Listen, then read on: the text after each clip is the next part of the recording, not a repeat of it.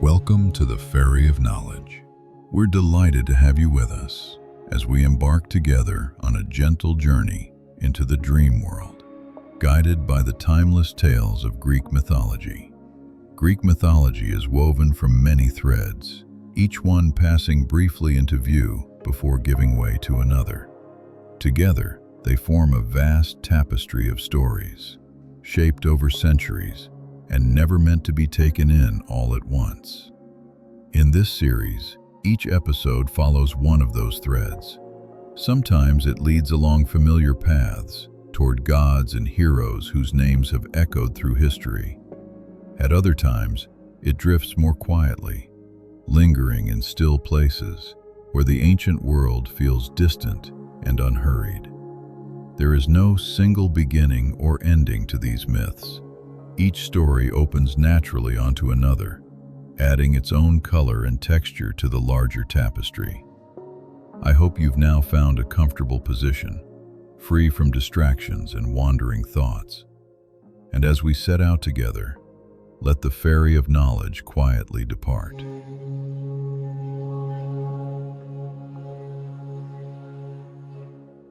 On the edge of the Greek world, where the coastline softens into pale sand and weathered stone, there is a rhythm that repeats each day without needing to be named.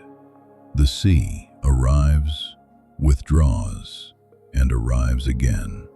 The wind moves over salt and rock. Light settles over the water in slow, shifting layers, as if the sky is never in a hurry to become evening. In one such place, near enough to the shore that the air always carries salt, lives a young woman whose name will one day be spoken with fear and pity and wonder. Medusa. Before the myths narrow her into a single image, she is simply a person moving through her days. She wakes to the same sea sound others wake to. She walks familiar paths where stones have been worn smooth under countless feet. She knows the quiet language of ordinary things, the coolness of shaded walls, the warmth that gathers in sunlit courtyards, the way a breeze can change the shape of a room without touching anything at all. There is a softness to her presence and a steadiness. Medusa is remembered for her beauty, and in the ancient telling, it is not a small detail. It is a force that shapes the way the world looks back at her. Yet even beauty, before it becomes legend, is made of simple things. A face that draws the eye, a voice that feels calm to listen to, a way of moving that seems to belong naturally to the space it passes through. Her hair is spoken of often in later versions of the story. Dark, thick, catching light like water catches light. It falls around her shoulders with a kind of effortless abundance, as if it is part of the sea's own richness brought inland. When she turns her head, it shifts in a slow wave, and those who see it remember it. But Medusa herself does not live as if she is a spectacle. She lives with an ordinary seriousness, attentive to small duties and quiet routines. She gathers water. She moves through doorways. She pauses in the late afternoon when the sun becomes softer and the world seems to exhale. She listens. She watches. She belongs to her surroundings in a way that feels almost peaceful. And yet, even in peace, attention gathers. Where she walks, eyes follow, not always with desire, not always with kindness, but with the simple human impulse to look at what is striking. Whispers move the way wind moves, lightly, without a single source. Her name becomes familiar to strangers who have never spoken to her. Her beauty becomes a story before her story has truly begun.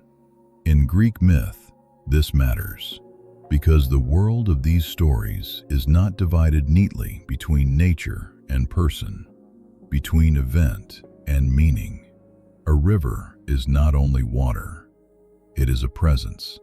A storm is not only weather, it is a will. The sea is not merely the sea, it belongs to Poseidon, and it carries his mood as surely as it carries ships. And so, attention is never only human. What is noticed by many is, in time, noticed by powers that move behind the visible world. In the ancient imagination, the gods do not always descend in bright spectacle. Sometimes they arrive as a pressure in the air, a change in rhythm, a sense that something vast has turned its gaze in a certain direction. Medusa does not yet know this, not clearly. She only knows the feeling of being seen, how it can be flattering for a moment, and then tiring, and then strangely heavy, as if it places a weight on the simplest parts of life. She learns, gradually, to move with composure through attention, to keep her expression calm, to let admiration pass without letting it claim her. She is not seeking fate. She is simply living in a world where fate is never far away. And as the days continue, as the sea keeps its patient rhythm against the shore, Medusa's life drifts, quietly, naturally, toward the place that will define the turning of her story. Not yet a curse, not yet a monster, only a woman, a coastline, and the slow gathering of myth around an ordinary life.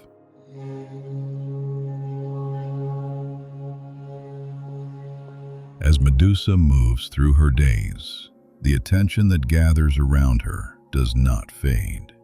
It settles instead, becoming part of the landscape of her life. In the ancient world, beauty is not a quiet thing. It does not belong only to the person who carries it. It moves outward, shaping how others behave, how spaces feel, how stories begin to form before anyone intends them to.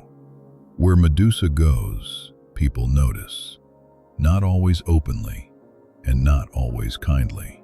Some glances linger longer than they should. Some words follow her after she has passed.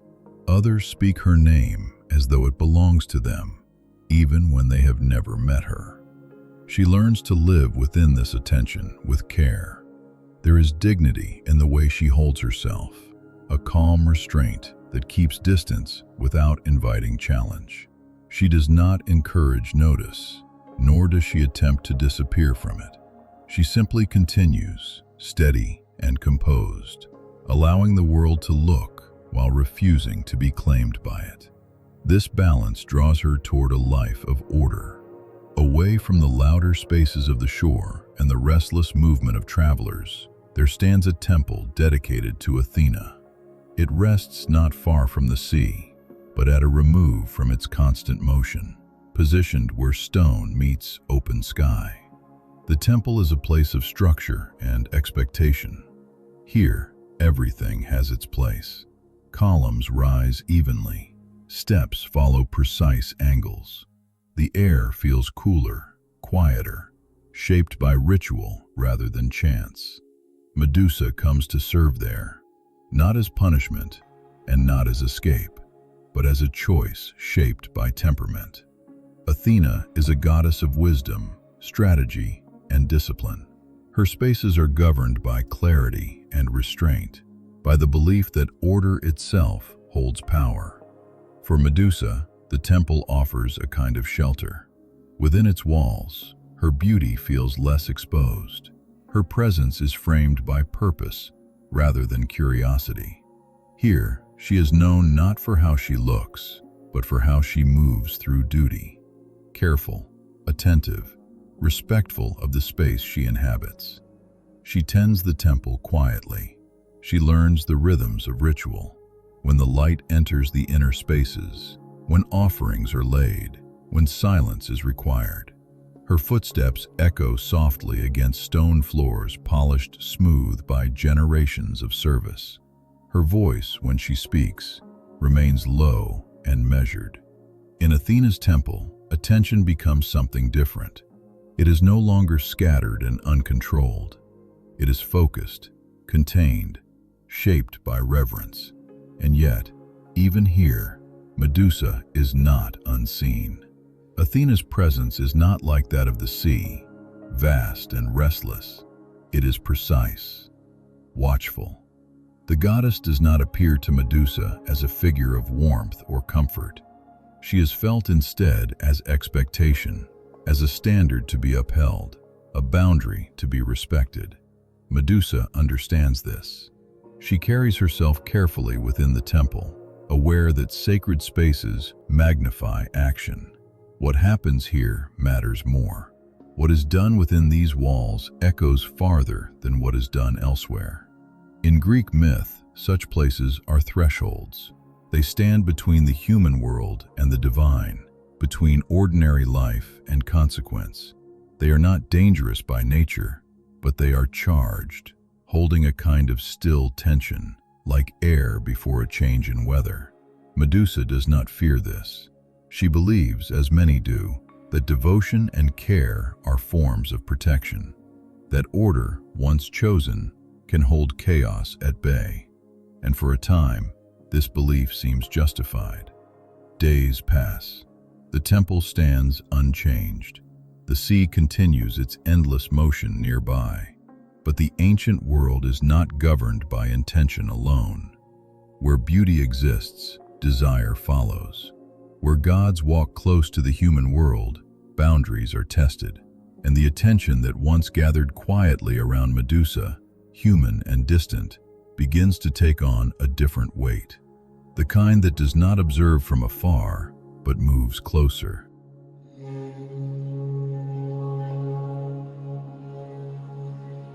The sea near the temple of Athena is rarely still.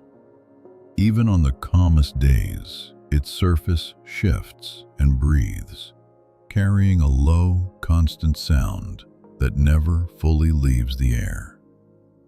It presses against the shoreline in long, measured movements, as though it is always arriving from somewhere far away and never quite finished with the journey.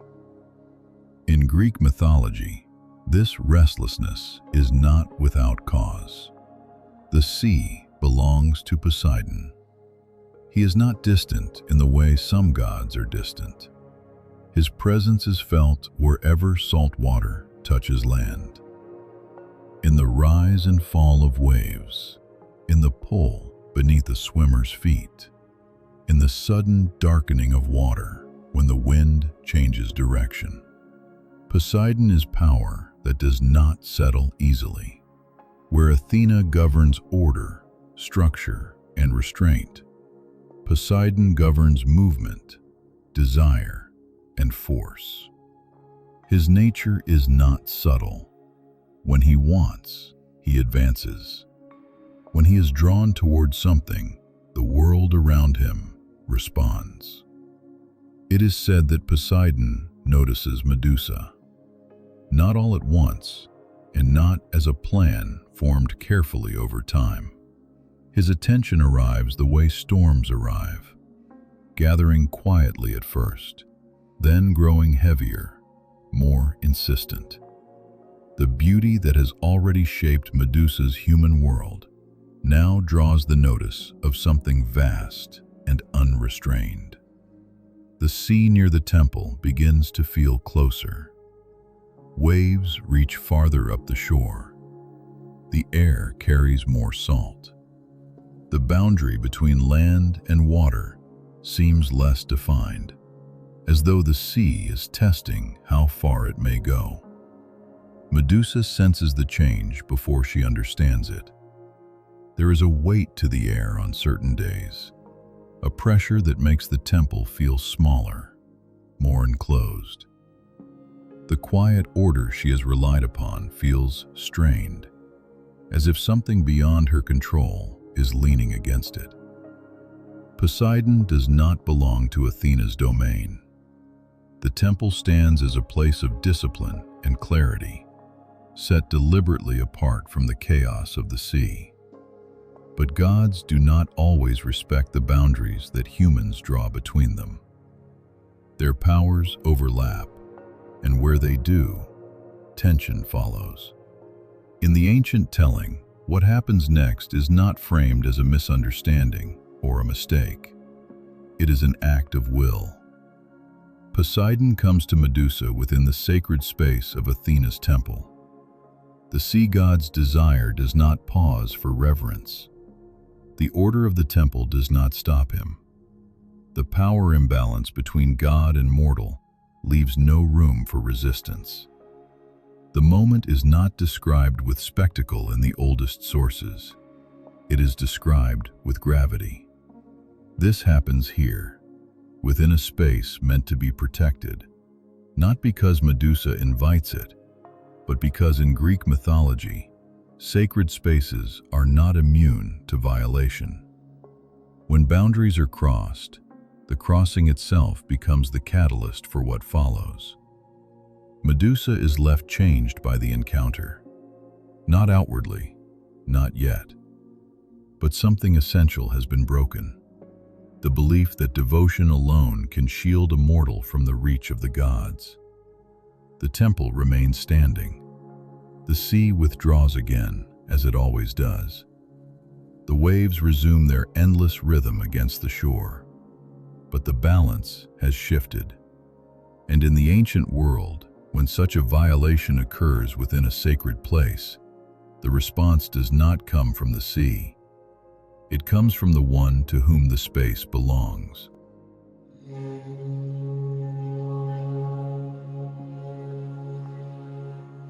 What happens within a sacred space does not end when the moment passes. In the world of Greek mythology, temples are not only buildings of stone, they are extensions of the gods themselves. What occurs within their walls is carried outward, becoming part of the divine order that governs balance, reputation, and consequence. Athena becomes aware of what has taken place, not through anger that flares suddenly, and not through the confusion of conflicting accounts. She knows because the order of her space has been broken. Because something that belonged to clarity and restraint has been touched by force and desire. Athena's nature is not that of Poseidon. Where he moves through impulse and power, she moves through judgment. She does not rush to action. She considers. In the ancient imagination, gods do not respond as mortals do. They are not bound by sympathy alone, nor by modern ideas of justice. They act to restore balance as they understand it, to preserve the meaning of their domains. Athena looks upon Medusa. She sees not only the woman who has been wronged, but the place where the violation occurred. The temple is no longer what it was. Its purity has been compromised, and the stain of that act cannot simply be removed by silence or forgetting. Something must change. Athena's response is not explained with long reasoning in the myths. It is revealed through transformation. Medusa is altered. Her beauty, the very thing that has drawn attention and desire from mortal and god alike, is reshaped into something that cannot be approached casually again. Her hair, once admired, becomes a crown of living serpents, shifting and hissing softly, never still. Her gaze takes on a power that freezes what it meets, turning flesh to stone. This change is absolute. In the ancient telling, it serves more than one purpose at once. It marks the violation of Athena's sacred space. It removes Medusa from the world of ordinary human desire, and it ensures that no one will ever again approach her without consequence. Athena does not frame this as cruelty, nor is it offered as comfort. It is order imposed where order has been broken. Medusa does not resist the transformation. There is no bargaining. no appeal that alters what has already been set in motion. Gods do not undo what gods decide. When the change is complete, Medusa can no longer remain within the temple. She no longer belongs to spaces of ritual and restraint. Her presence would transform them irrevocably, and so she is sent away. From the ordered stone of Athena's domain, Medusa is pushed outward, toward the edges of the world, toward places where the rules of human life thin and the land itself feels unfinished. The temple stands once more, silent and intact, but Medusa's life has been redirected entirely. What she was before cannot be recovered. What she is now will shape stories far beyond her own understanding. In Greek mythology, transformation is never neutral. It is the moment where a life becomes a myth.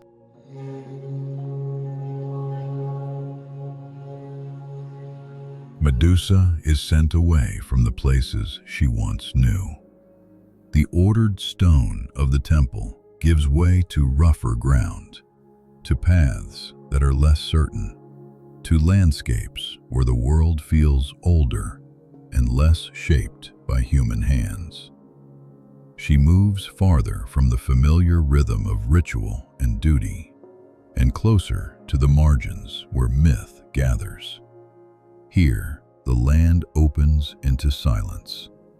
Rock rises unevenly from the earth. Wind moves freely, carrying little with it but dust and distant sound. The sea is no longer a presence beside her, but a memory, felt only in the salt that lingers faintly in the air. Medusa learns, slowly, what she has become. At first, the change is only internal. A heightened awareness, a sense that the world now responds differently to her presence. Animals do not approach as they once might have. Birds alter their paths in the sky. Even the ground seems to resist her steps, as though it recognizes the power that now travels with her. Then comes the first moment of certainty. A living thing meets her gaze and does not move again. Flesh turns to stone without sound or struggle, caught in the instant between motion and stillness. What remains is not death as mortals usually know it, but permanence, a shape fixed forever in the posture of life interrupted. Medusa understands then why she has been changed. Her gaze is no longer something that invites attention. It is something that ends it. From that moment on, isolation becomes necessary. She learns to keep her eyes lowered, to move through the world with care, to turn her face away even from distant movement. The serpents that now crown her head seem to share this vigilance, shifting and coiling with a quiet awareness of their own. Time passes differently for her now. Days stretch long and empty. Nights settle heavily over the land, bringing with them a stillness that feels both peaceful and oppressive. Medusa takes shelter in places where few would willingly follow. Caves carved by ancient forces, rocky outcrops that overlook nothing but wind and sky. Around her, stone gathers. Figures begin to appear in the landscape. Statues shaped like men, animals, travelers caught mid-step. They stand where life once moved, silent witnesses to the power she carries without ever having sought it. In the ancient world, such places do not remain unknown for long. Stories begin to circulate. A woman with serpents for hair, a gaze that kills, a boundary beyond which no one returns unchanged. Medusa becomes a name spoken cautiously, then fearfully. She is no longer remembered as a woman who lived by the sea or served in a temple. She becomes a warning, a legend, a presence fixed at the edge of maps. And yet, within this isolation, Medusa herself does not harden into cruelty. She does not hunt. She does not seek out those who come too close. She endures. Her existence becomes one of containment, of holding power without release, of living within a world that is narrowed sharply around her. The transformation that was meant to restore order has done so by removing her from it entirely. In Greek mythology, this is how balance is often achieved. One life absorbs the weight of many consequences. Medusa remains where she has been placed, surrounded by stone and silence, as years pass and the world beyond her solitude continues to move. Cities rise and change. Kings rule and fall. The gods pursue other designs. But her story does not end here, because power that remains contained for too long does not go unnoticed. And in time, far from the quiet places where Medusa lives, another life will be set on a path that leads unavoidably toward her.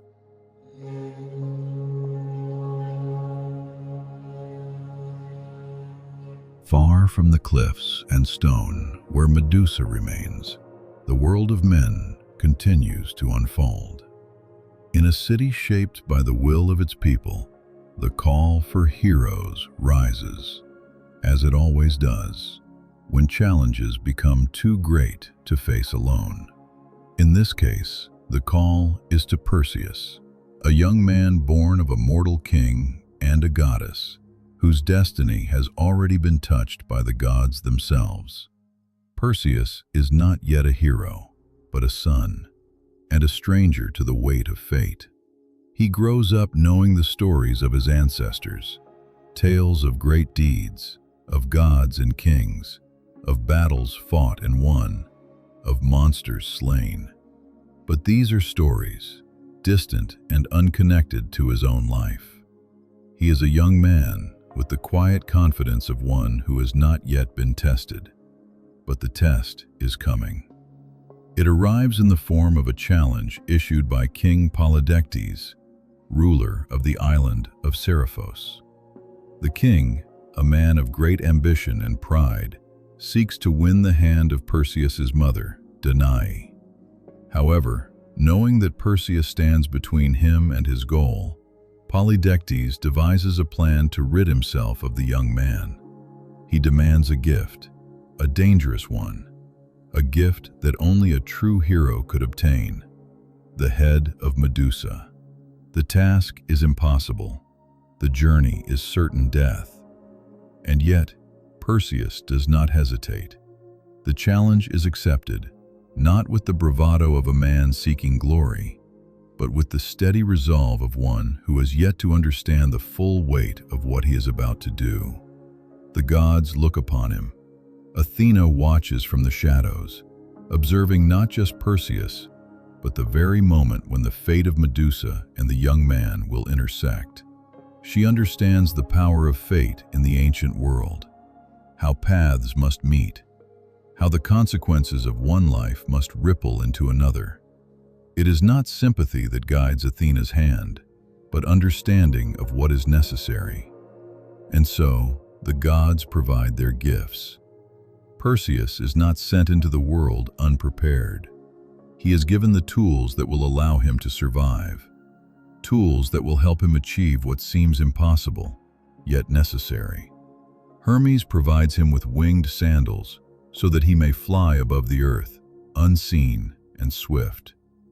Athena offers him a polished shield, reflecting not just the world, but the way to approach it. Hades gives him an invisibility helmet, so that no one may see him as he moves through places where mortal eyes cannot reach. These gifts are not the mark of divine favor in the way that modern heroes are often blessed. They are tools, practical and precise, for a task that must be completed. Perseus is armed now, not with arrogance or confidence, but with the understanding that what is given is simply necessary for the journey ahead. He is no longer the young man of Seriphos, a son caught in a struggle between kings and gods. He is a hero now, but not through his own making. The gods have set this path before him, and he must walk it. And as he begins his journey, flying over seas and mountains, crossing lands where men have not dared to tread, he feels the weight of the task that lies ahead, the encounter with Medusa. In Greek myth, such tasks are always connected to an irreversible moment, the moment when a life changes forever, whether by force or by choice. Perseus is about to meet the woman who became a legend, and nothing in the world, not even the gods, can change the course of that meeting now.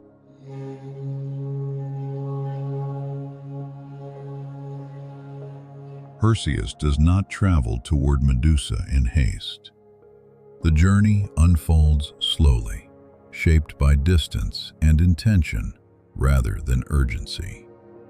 With the winged sandals of Hermes beneath his feet, he moves above the world, watching landscapes pass in silence. Mountains rise and fall below him. Rivers trace pale lines through valleys. The sea stretches wide and unbroken, its surface shifting endlessly beneath the sky. As he travels, Perseus learns what it means to carry a task given by gods. The weight of it is not felt all at once. It settles gradually, in the long stretches between destinations, when there is nothing to distract him but thought and movement. He understands now why he was chosen, not because he is fearless, but because he is capable of restraint. The task before him cannot be met with force alone. It requires patience, precision, and the willingness to look without looking directly. Along the way, Perseus seeks what he needs to complete the path set before him. He comes to the Gray Eye, the ancient sisters who share a single eye between them. They dwell in a place where light feels thin and time seems worn smooth, as though many ages have passed without marking the stone. Perseus does not threaten them with violence. Instead, he waits, observing the careful rhythm with which the eye is passed from one to another.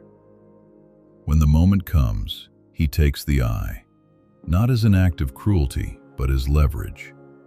The sisters, bound by their own limitations, give him what he seeks: direction. They tell him where the nymphs may be found, the ones who guard knowledge not freely given. The nymphs receive Perseus without hostility.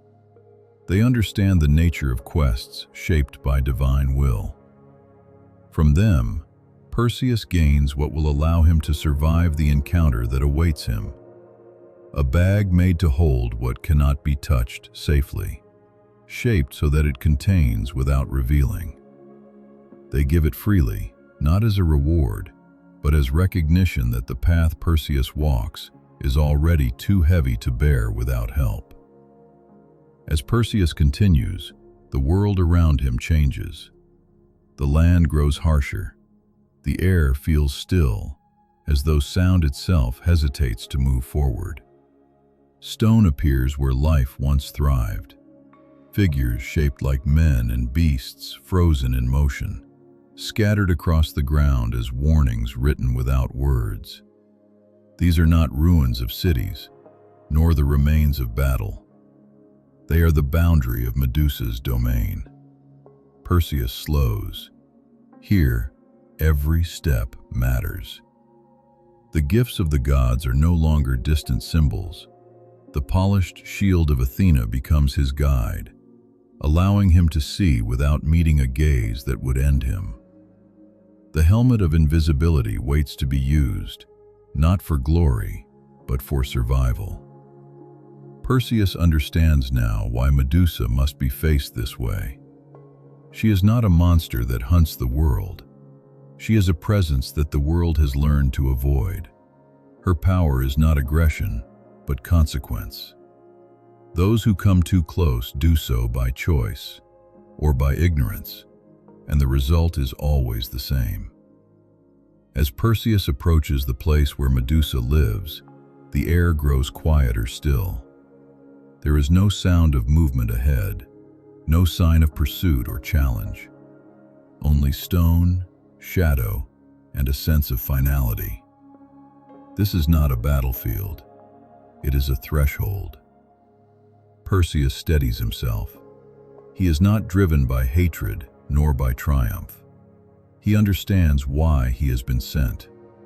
Medusa's existence, shaped by gods and consequences, has become a fixed point in the world, a danger that cannot move and therefore cannot be avoided forever. To restore balance, the ancient order demands an ending. With measured steps, Perseus crosses into the space where Medusa rests, guided by reflection and restraint, carrying with him the weight of every choice that has led him here. The meeting is now unavoidable.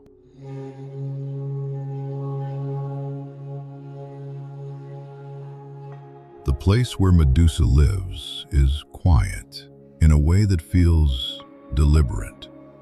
Stone rises unevenly around her dwelling, shaped not by hands, but by time and consequence. The air is cool and unmoving, as though even the wind has learned not to linger here. Shadows collect easily, stretching long across the ground, broken only by pale light filtering in from narrow openings above. Medusa rests among the stone. She does not pace, nor does she wait in agitation. Her stillness is practiced, learned over years of isolation. The serpents that form her hair shift slowly, sensing the world in ways sight no longer allows her to trust. Their movement is soft, almost thoughtful, a quiet awareness that replaces what her gaze can no longer safely offer. She is aware that something has changed, not through sound and not through sight, but through absence. The world around her feels altered, as if a presence has entered without disturbing the space it occupies. In Greek mythology, such awareness is not instinct alone. It is the result of long endurance. Perseus does not see Medusa directly. He moves with careful precision, guided by the reflection in Athena's shield. In its polished surface, Medusa appears reversed and distant, her form framed by shadow and stone. Even reflected, her presence carries weight. She is no longer the woman she once was, but traces of that life remain. Her posture is not monstrous. There is no wildness in her movement. There is instead a quiet weariness, the kind that comes from existing too long at the edge of the world, known only as a danger to be avoided. Perseus understands, in this moment, what the myths do not always say aloud. Medusa did not choose this life. She did not seek the power she carries. She has lived with it because there was no other way to live. The ancient stories allow for this understanding without changing what must follow. Perseus steadies his breath.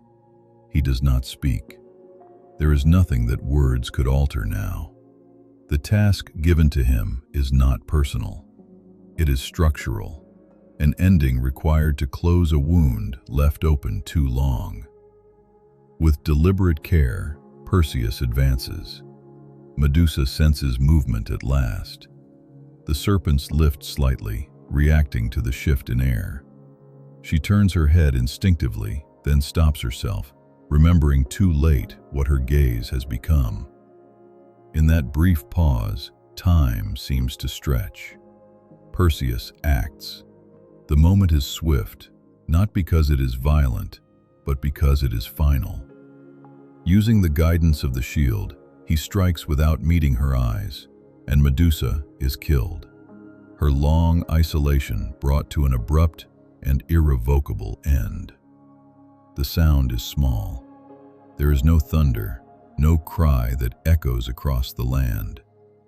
The power that once filled the space releases itself all at once, leaving behind a silence deeper than before. From Medusa's death, something unexpected is born. As the myths record, from her blood spring Pegasus, the winged horse, and Chrysaor, a figure of strength and lineage. Even in ending, Medusa becomes a source of life and movement, her story branching outward rather than vanishing.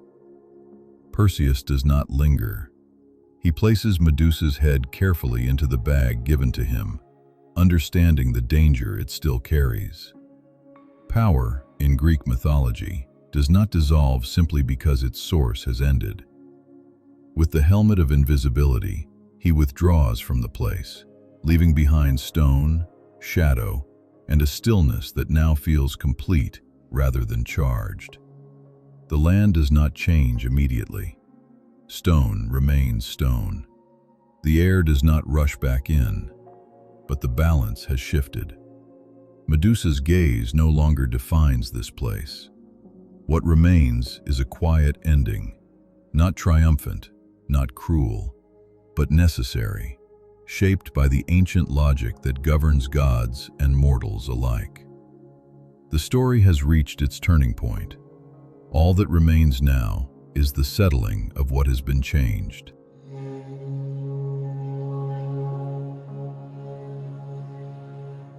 After Medusa's death, the world does not pause to mark the moment.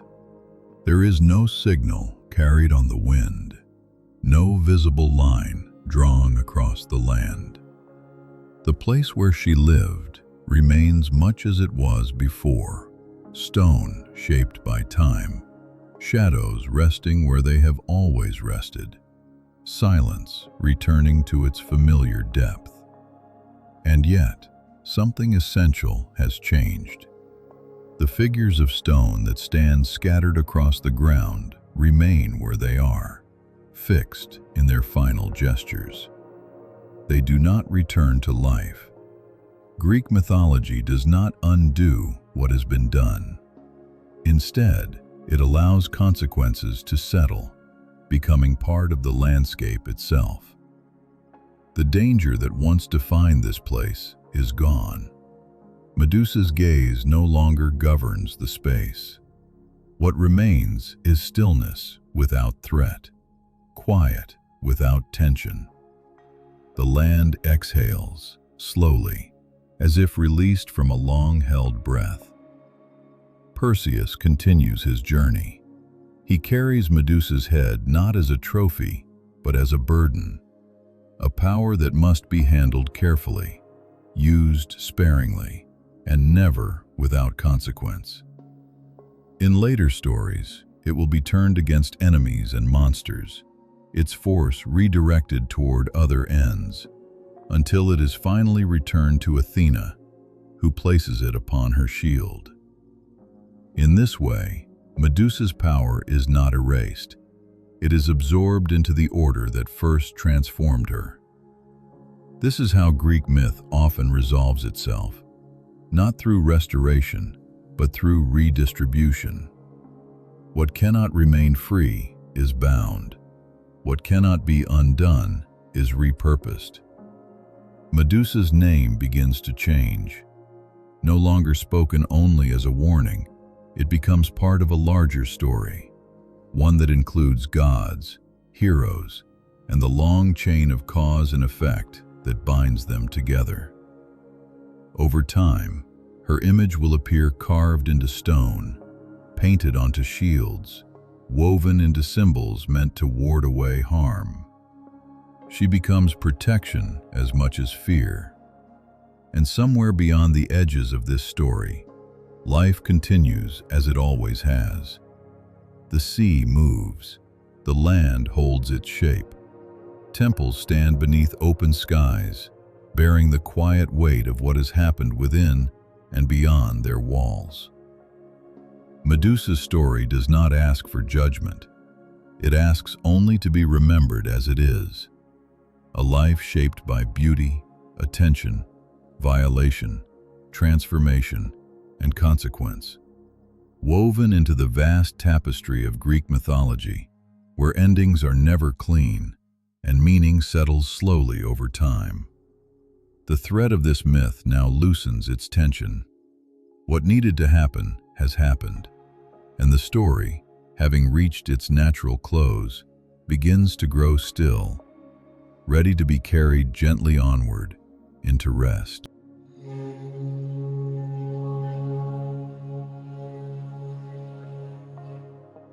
As the story settles, the ancient world grows quiet once more. The places remain, even as the moment passes. Stone holds its shape. Paths rest where they have always been, worn smooth by time rather than memory. In Greek mythology, stories do not vanish when they end. They linger, not as events, but as presence. A mountain remains long after the footsteps have faded. The sea continues its slow movement, indifferent to names and outcomes alike.